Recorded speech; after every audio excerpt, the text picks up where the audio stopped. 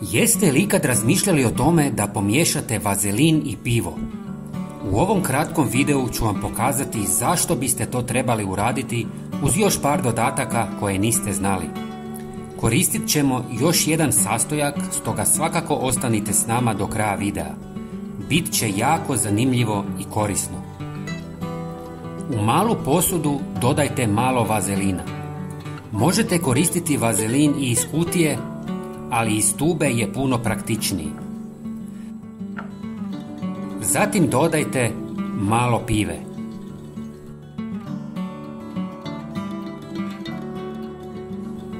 Sada sve dobro miješajte dok se sve ne sjedini i dobije kompaktna smjesa. Prijatelji, napišite nam odakle nas gledate. Volim upoznavati ljude iz cijeloga svijeta. Sada ćemo dodati i zadnji sastojak, a to je domaći kvalitetan med. Ponovo sve dobro miješajte par minuta. Sigurno se pitate zašto ovo radimo i čemu to služi. Pivo koje se proizvodi od ječma sadrži antioksidanse i vitamine B kompleksa. Zbog tih svojstava smatra se hranjivim sastojkom za kožu.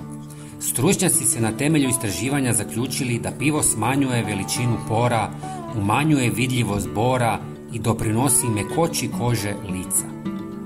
Vazelin je izvrstan za hidrataciju kože jer zadržava vlagu i štiti je od vanjskih štetnih utjecaja. Osim toga, omekšava grubu kožu i potiče zacjeljivanje manjih ozljeda, čineći ga korisnim proizvodom za opću njegu kože. Za dodatnu hidrataciju i umirenje iritacija, med je još jedan odličan domaći sastojak za kožu. Bogat je antioksidansima, pomažući u zadržavanju vlage i obnavljajući kože, dok istovremeno pruža antimikrobna svojstva za čišću i svježiju kožu. Kombinacija ova tri sastojka je odlična za vašu kožu. Svakako prvo isprobajte na manjem dijelu kože kako ne biste imali nepoželjnih reakcija, jer nije svaka koža ista. Ovo mogu koristiti žene, a pogotovo muškarci kako bi zadivili žene.